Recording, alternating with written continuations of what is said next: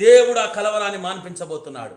ఆ వ్యక్తిని ఆయన ఆయన ఆ కలవరం, ఆ వ్యక్తి నుండి ఆ కలవరము దేవుడు తీసివేయబోతున్నాడు. ఆ సమస్యల ద్వారా వచ్చే కలవరాన్ని ఆయన తీసివేయబోతున్నాడు.